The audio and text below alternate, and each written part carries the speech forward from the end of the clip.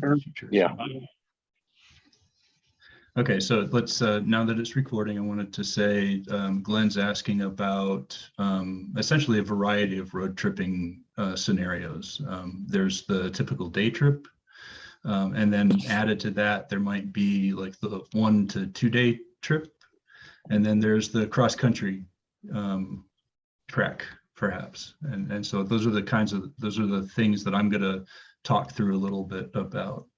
And so within day tripping, most of the in-car navigation options are going to be pretty good at doing that. So whether it's Tesla or Chevy Bolt or the Mach-E, they have good capacity to search for a location and to get you there. And most of them will route you through whatever chargers you need to meet those goals. And I know Tesla, and I think the other ones as well, also allow you to add waypoints and stops within the inboard navigation computers. And that's great for day-to-day stuff and getting somewhere. But the challenge is once you get a little beyond going somewhere and maybe making 1 or 2 stops, it gets to be really tedious to try to do that planning sitting in your car on your navigation screen. And so I'm going to go ahead and share my screen. I use a better route planner to do my offline.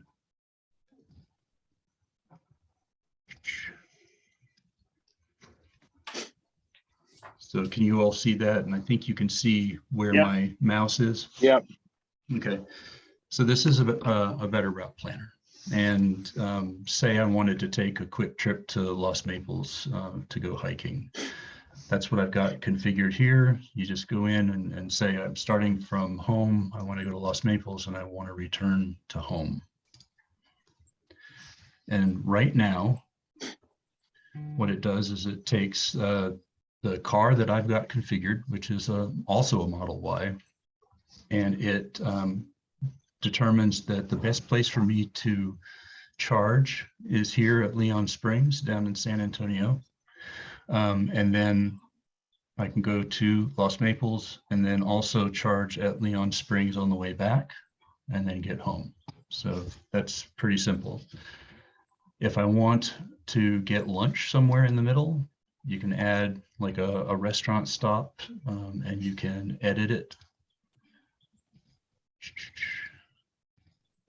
Say I want to do that at a time, like I want to go at, well, it's noon now. So say I want to do it at 2 o'clock.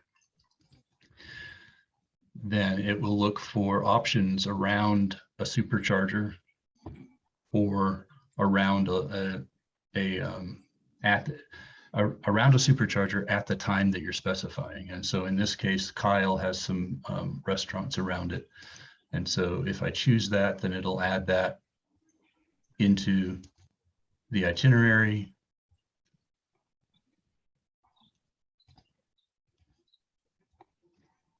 Oops, sorry.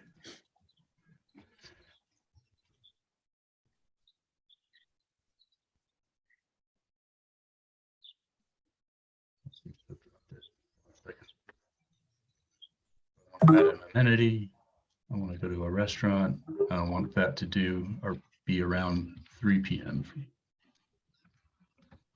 I'm assuming none of this is actually on your screen in your Tesla. No, this is all, I am working on my computer, or it'll work as a mobile app as well, but I'm working on my computer before I go and making these decisions. And so it's suggesting. Okay. Yeah, I just downloaded the Android app version, and yeah, it looks like it's also pretty complete on the app too. So yeah. Do you recommend the paid version or the free version? I like the paid version because for a couple of reasons, because you can then save your routes and so forth, but then also you can connect it to your car And a lot of these estimates that it's making are going to be based off of the actual capacity of your car and the performance of your car at that time. And I believe the paid version also provides you access to like real-time weather data. When you're on a road trip, one of the biggest factors for you is going to be whether or not you're driving into a headwind. And this, when you're working with your car on the day of your trip, it'll actually give you updated state of charge and consumption for these legs of the trip. Aaron, is that app paid up front, or is there a subscription fee on it? Either. You can choose, I mean, you can choose essentially to use it for a month, and then you can choose to continue using it however many months you want to continue using it. I see. So How much is it? it's like $5 a month, something like that. And for those of us who, or for anyone who doesn't have Tesla, I mean, it looks like it has all, multiple charging locations and not just, Tesla superchargers, from what I can tell, at least. Yeah, so under the chargers and networks, I have it configured obviously for Tesla, but you can also go in and under network preferences, you can choose, say I wanted to add Electrify America. So you can go in and add all of the Electrify America chargers there. Okay. It also it doesn't matter so much for the going out to Los Maples scenario, but one of the other things it allows you to do is kind of give you a decision as to how many charging stops you want to make, or whether or not you want to make more frequent stops or fewer stops. And so for the example where, here, I'll pull up the trip that we took to Maine. So in this case, Kara and I were traveling to Maine. We have dogs, so we wanted to make sure that we actually do stop probably once every 2 hours or so and give them a chance to do their business, and also frankly to save our own backs. So what I did was I went through and gave the starting location, and then I have the locations of all of the stops we knew we were going to make at the end of every day, and then let it suggest the driving route between those, as well as all the charging stops. Takes a little bit, but it'll come up. So it actually let you put in your hotel locations along the way. Does it know if hotels have chargers? So that's the other option. So here, let me quickly briefly go through this. So it comes up with this table if you want to have it up. And this is actually what this table, I grab this and I print this out and have it in the car with me, in the case that I lose connectivity to my phone or something like that. But then you'll note that there's no leg more than a little over 2 hours here. And the other thing you'll note is that it's trying to keep us between 10, 15 and somewhere around below 80 on the max charge rate, because the cars charge faster up to about 80%, and then it really starts dropping off in the charge speeds. And so a better route planner takes that into account as well, trying to help you move more effectively through the charging network. The other thing, it's not showing up now, but there are some cases where say a distance is really long, and you may end up being it may be a bit of a stretch for the car you're in. Sometimes like one of these legs will be colored orange, and there'll be a note here saying, to reach this charger, you need to drive at 55 miles an hour. So earlier today, when I was doing this exact same route, I guess there must have been some windy conditions in the area around Texarkana, because it was saying to get from there to Hot Springs, I would need to drive at 55 miles an hour, but that seems to have gone away now. Curious, Aaron, question? Yeah. Will it let you put in a minimum charging for arrival at a supercharger? In other words, say I want to have 20% charge left when I arrive at the supercharger. Yes, it will. So out of the box, it'll take you down to about, I think, 5%. And also the Tesla in car navigation will allow you to plan to down to about 5% arriving without worrying too much.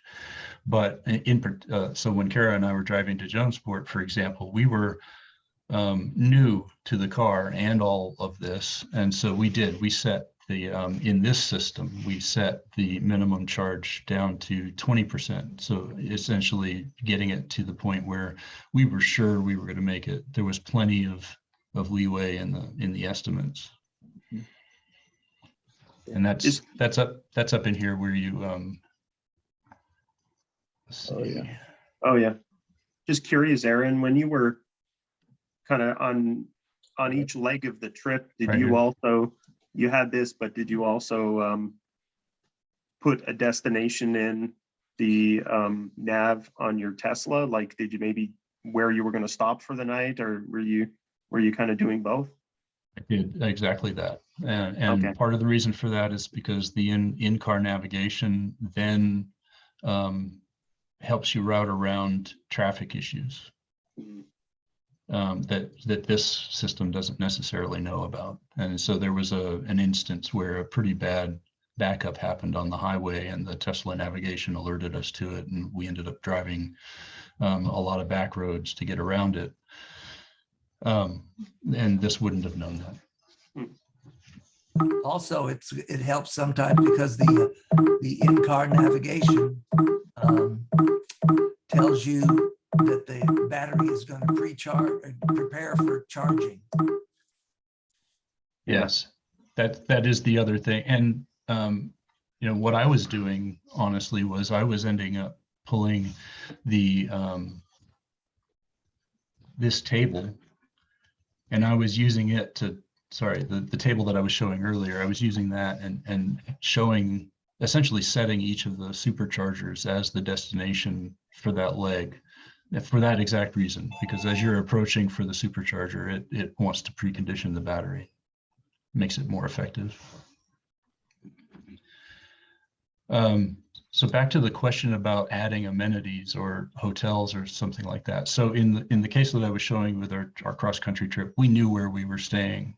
But if you don't necessarily know, you can go into this planning system and say, okay, I'm trying to go to Florida. I know I want to spend the night somewhere. And you want to go, want to spend the night at, probably stop somewhere around, let's say, 6 p.m. And you want to stay for about 12 hours. So it will look for a stop that has, say, maybe it has a destination charger or it's near a supercharger that matches those criteria and recommend it.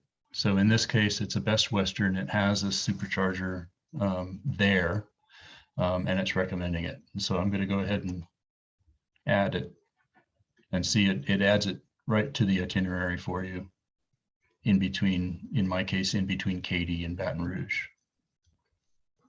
So that's an addition that they made about a year ago, which we didn't have when I was doing my planning, which I wish we'd had. Because it also, it helps with doing restaurant stops and those kinds of things, because it's more effective to stop and charge while you're having lunch or something if you can. And you'll notice as you're driving around that the superchargers or any of the charging networks tend to be in any of like three kinds of locations. One is kind of the roadside gas station for, essentially intended as a quick stop kind of thing, or at or around restaurants or some kind of shopping, or at specifically at supermarkets. Those are, from what I could tell, those are kinds of the three types of things that the networks are looking to align around.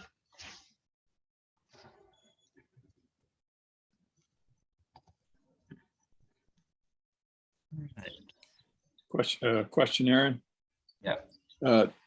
Does it actually have, I didn't notice, does it have restaurants, particular restaurants listed to select from? It's recommending, it's going and using essentially mapping data to find restaurants within like 1,000 feet of a supercharger in this case, or a charger of some kind. And then it'll let you step through several options, so you can choose which one you want to stop at. Or, yeah. Aaron, can you hear me now? Yes. Oh, can you, I need to go help him with the tire more. Can you send me a link when you're all done for the recording so I can watch it at home? I will, absolutely. Thank you. I need to go help him on the tire. He's sitting out here in the yard. All right, That's good enough. luck. Okay, bye. Thank you. Sorry I got to leave, but I thought I'd be done an hour ago, but that's okay. Good luck. That's fine. Thanks, bye. Yeah. Bye-bye. So the other thing that that I wanted to make sure to mention is that when you are planning a road trip, while most of our cars do have roadside assistance, they can take, when you're out in the middle of nowhere, it can take a long time for that roadside assistance to show up. And so many of us have purchased something like this modern spare because our cars don't tend to come with it. Either a modern spare of some kind, or the sealant packs that you can get. Carry that in the car with you so that you can at least continue on with a flat. And so this is an example of the modern spare for the Model Y. Comes with this kit, so slightly smaller than the traditional tire. And it comes with a bag and so forth, and the jack. That you'll note is rated for the weight of the car. So this is a 4,000 pound jack, as opposed to some of other cars come with lower capacity jacks. Does that fit in the well and back of your Model Y in the trunk? No, it goes in it takes up space. So you have to want to take it with you. Yeah. Oh, the other thing I wanted to mention with the route planning stuff is that not only can you, like, it'll track what your car is using, but you can also, modify its configuration a little bit to determine what you think it's going to use, so that you can actually go in and set some of the consumption rates and so forth, and save different configurations. So over here,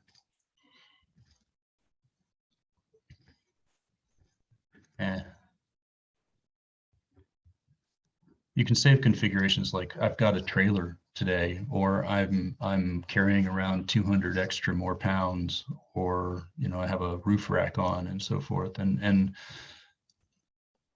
if you do that before you go and you do some driving while it's in that configuration, it'll actually change the consumption, and you've connected it to the car. Then it'll actually measure that and change that consumption figure for that configuration, so that you can make better estimates as to the range that you can get. you can also do some of that testing yourself. Say you put a roof rack on the car, you could go drive up and down the exact same route on, say, 130, or a road where you're fairly confident you're not going to get interrupted as far as speed wise is concerned. Then you can calculate the impact that has on your car, and then modify your estimates that way. If you don't want to mess with the full route planning, you can use an application like PlugShare that actually does have some planning features built into it, but it also has all of the data about all of the different charge networks. And so you can plan ahead and identify where you might want to stop and select charging locations from that. Or if you're not using the Tesla supercharger network, you can go directly to one of the other charge networks like Electrify America, ChargePoint, or EVgo, and configure accounts there. If you want to charge on any of these networks, you'll need to have accounts there. So you might want to do that before you go. What's nice is, in my case, I went ahead and bought the CHAdeMO adapter for the Tesla. Never used it, it's still in the car. I've never taken it out, but it was nice with a little bit of peace of mind to have it. So I have the charging ports kit that came with the Tesla, with all of the different, well, it didn't come with it, but I bought it, that has all of the different configurations for plugs and the CHAdeMO adapter. So that's nice to have, because then you know you can plug into pretty much any outlet or a CHAdeMO. A lot of the fast charging network providers are switching to CCS. And that is still, while you can buy it, like for Teslas, you can buy an aftermarket charger for that. It's not technically supported in the United States yet. And so every once in a while, the buy it off the Amazon kit will stop working, and you have to be careful with that. At some point, I imagine they will officially launch it in the US, because I think they're talking about potentially opening the charge network up with all of the federal funding that's being thrown at charge networks. I think they're probably going to end up kind of opening it up in the same way that they did in, I think they're testing it in Norway, where other cars can charge on the network. And I imagine they'll want to do it the other way around too.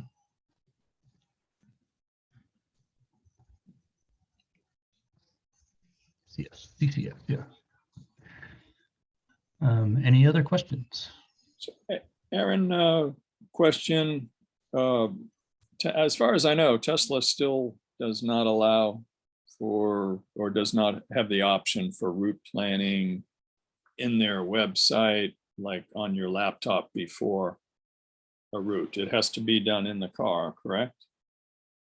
My understanding, you can go in and get the locations of all of the chargers, yeah, on their website, but not route planning. But the superchargers show up in a lot of, like what I was just talking about in PlugShare and a lot of the other applications. They show up in Google, for example, if you wanted to use that, the Google Maps, and they show up in Apple Maps as well. yeah.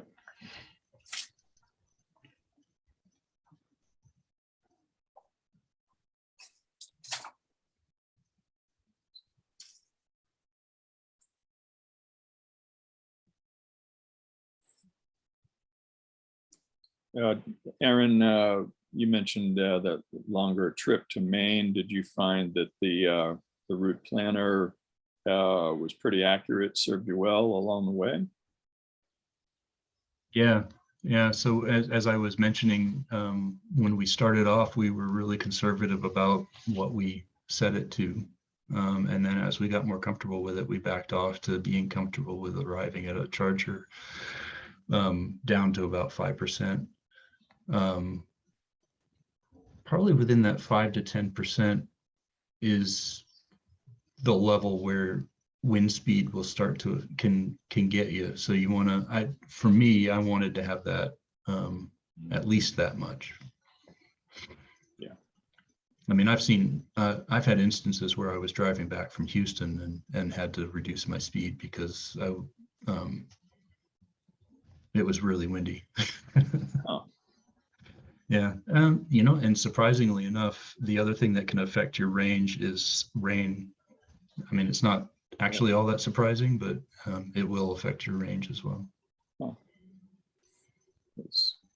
Yeah, we also took a long trip up to New England last year and noticed, you know, the load, your luggage and all that made quite a difference when we're starting out on the estimate of how much you'd have remaining. And then I guess the Tesla route planner will adapt, won't it, during a trip, you know, based on, say, for example, how much you're carrying?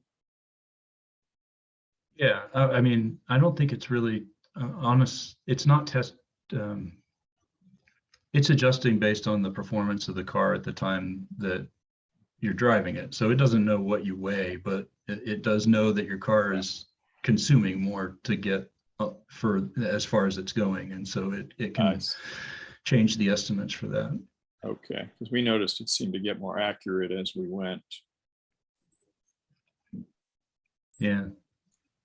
I mean, even something like I have the roof racks on my car, so I had to go through and even though we didn't have something on the roof rack, it did from the base model change the figures a little bit. So when I was going up, we ended up changing the default watt hours consumption. Oh,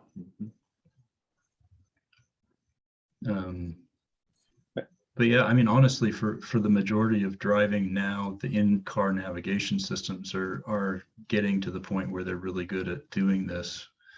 So it's really just the reason you'd want to do something like a better route planner is because you want to save routes and you want to do it in advance and you want to do it, you know, on a desktop or something like that. The in-car nav, right. now that they've added waypoints, really works well for most scenarios.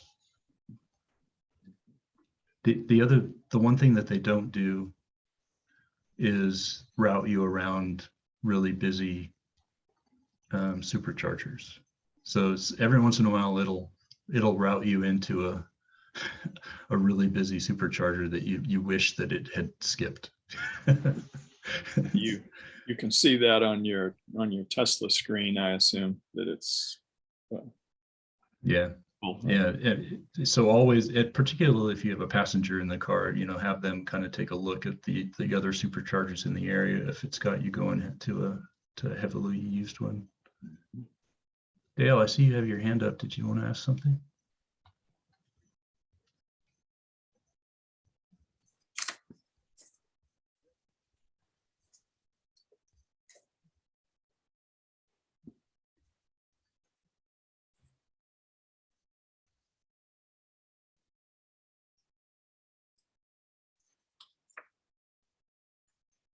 And can you get unmuted? Is it, have I managed to block that somehow?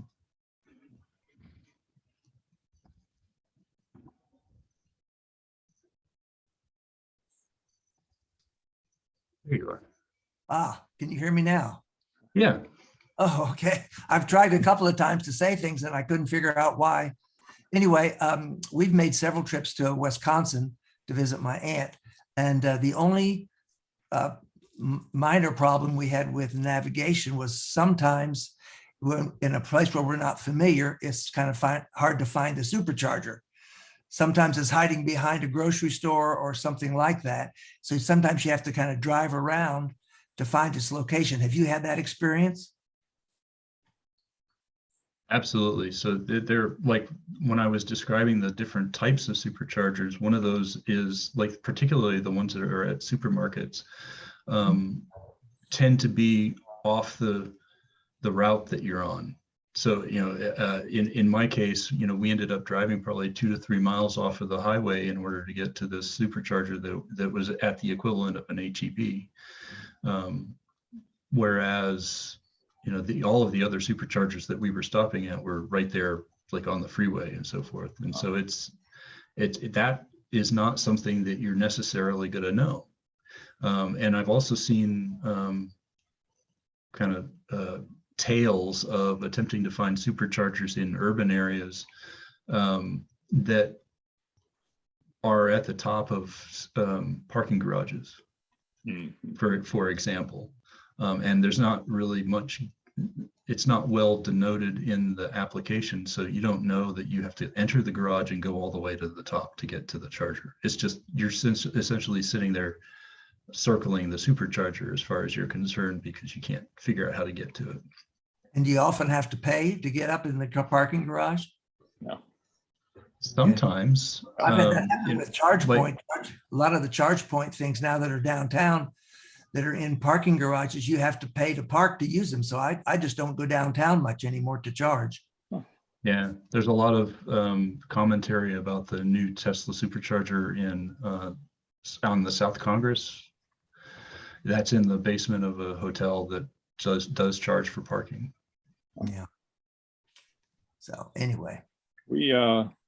Dale, we took 2 trips. In 2019, we went out to the California coast for a couple months, and we noticed on that trip exactly what you were saying, that you know, it particularly when the charger was in a big shopping area.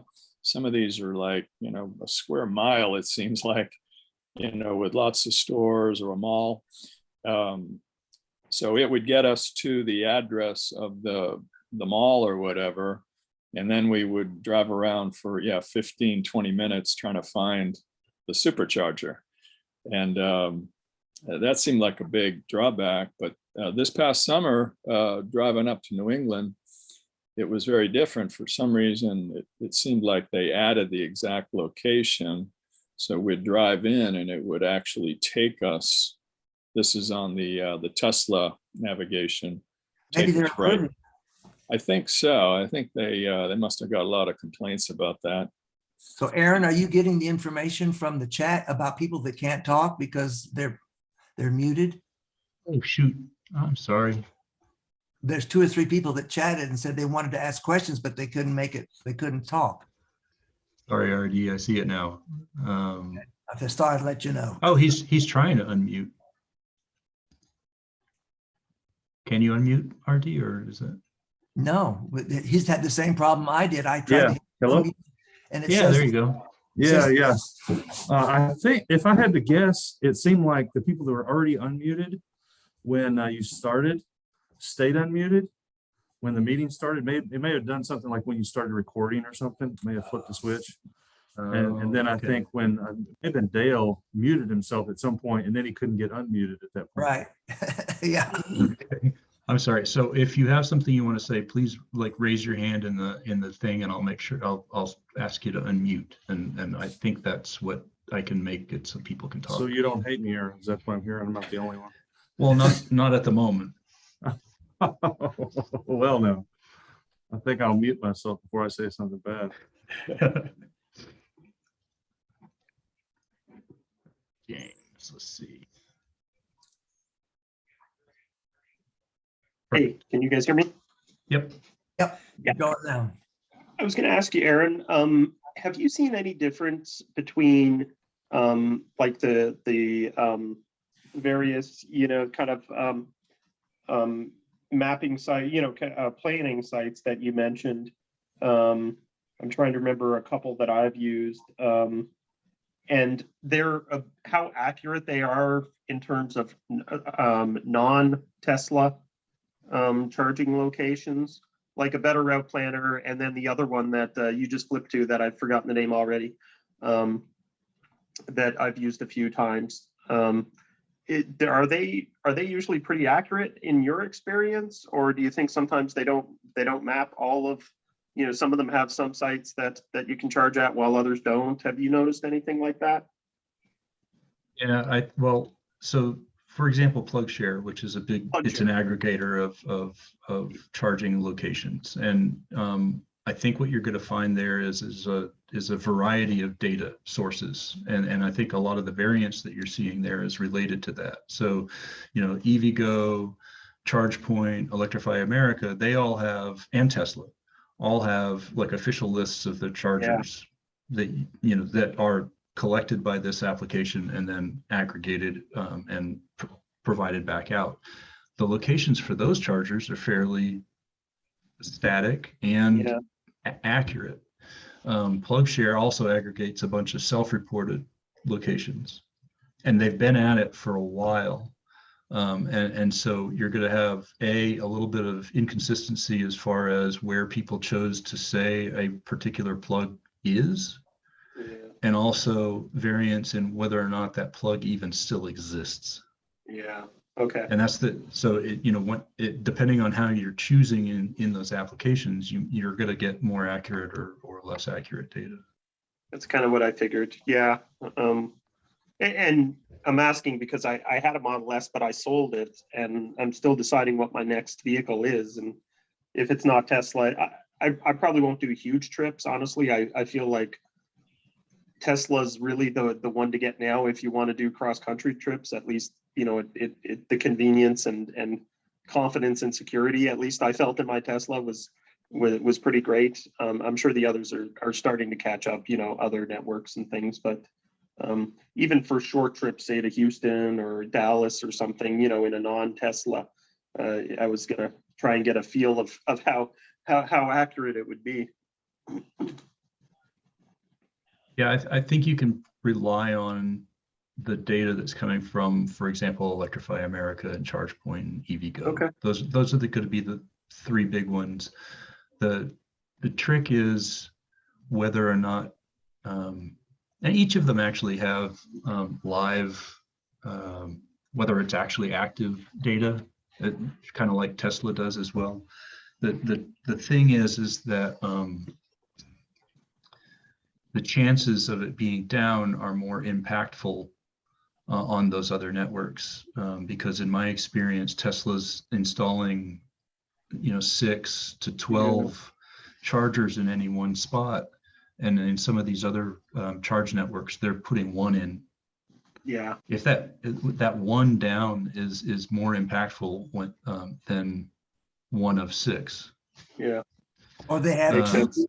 Sometimes they'll have two, but you're sharing the power. So if someone else is plugged in, you only get half as much. Yep. Yeah, but I think you're right. You know, as we start getting kind of essentially more redundancy, more gas stations on the corners, essentially, that is going to be less of an issue. But for now, I think the strategy for Tesla has been to put like more than they needed to in some cases, but it's because I think they knew, or were assuming, that at some point some of them would be down, and it gives them a little bit more leeway to take time to fix some of them.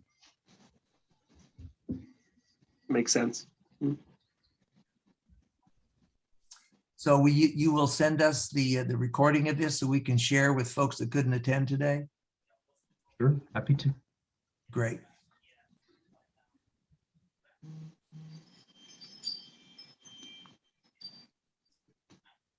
Any other questions?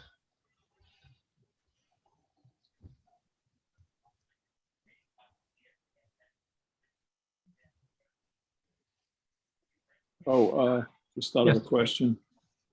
How about as far as chart, you know, the different states charge different amounts. Does the Better Route Planner give you an estimate of cost at all, or?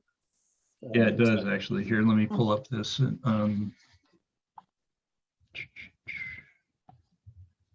Yeah, I think I saw that it had a dollar amount when you had your screen up before. I don't know if that's a guesstimate or what. You guys see that now? Yeah. All right, so I have it building the route out to Kennedy Space Center, and when you look at this chart, it says that the cost is $6. That stop that I put in for staying at the Best Western is $0 because they're eating the charge for that. And then it gives you an estimate for the total consumption for the entire trip, but also the cost. Okay, that's nice. Do you know where it pulls those? Like, does it adjust the cost estimate based on location, I wonder? Or I think it does. You'll see a pretty, let's see. I think Tesla actually publishes the cost or the rate that they're charging at each of the charging stations. So it can calculate that, I think, accurately. that's pretty impressive. And as we all know, the different states and different localities allow Tesla to charge in different ways, and so that I think that's in this table. I think I tried the Better Route Planner several years ago and got confused, but maybe it's improved a lot since then. I'm anxious to give it a try and see what happens. It has been improving, and they're constantly adding features to it, like this being able to insert the amenity in the middle of a route, for example, is something that I didn't have when I was planning my route in 2020. Yeah. And they just added it in the last year. It's pretty full featured, but I'll say that the mobile app, it can be kind of difficult to use, or it was when I was trying to drive it. So that's why I ended up printing out the table as well, because I wanted to have all of that. I think that's a good idea. A couple of times when we've been traveling long distances, like to Wisconsin, we'll find the location, the city where the supercharger is, and get the approximate address, and then we have about 3 hotels that we have accounts with, and then see if there's one of those in the area. But this might make it easier because sometimes we don't know if that hotel has a super or any kind of a charger, and usually they don't. So I'm anxious to try that and see how it works. I noticed a lot of Holiday Inns had them, a couple of like Home 2s. It was interesting, the hotels that were experimenting with installing them and so forth. Okay, it's coming up on 1 o'clock. I think I'm going to leave everybody, but I've really enjoyed that. Look forward to getting the video or the audio or whatever it is. Yeah, it'll be a video link. That Thanks, sounds Dale. great. Yes, enjoyed visiting and seeing people's faces. Yeah. Good to see you, Dale. Take care. Bye-bye. All right. Any other questions? Any of the people that are muted, do you want me to unmute you for anything?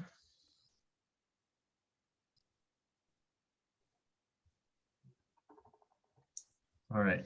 I'm going to go ahead and close it down then, and just thank you all for joining us. And I want to make sure that everybody's aware that this is the Austin chapter of the Electric Vehicle Association. The membership for the Electric Vehicle Association helps to pay for things like this Zoom subscription and some of the other things that we use to keep track of what's going on with the club. So if you join for $35 a year, it helps a little bit. You can choose the Austin chapter when you do that. And I'll just let you all go. Thanks, Aaron. I appreciate it. Thank you. Thanks Bye. a lot, Aaron. Appreciate it. Learned a lot.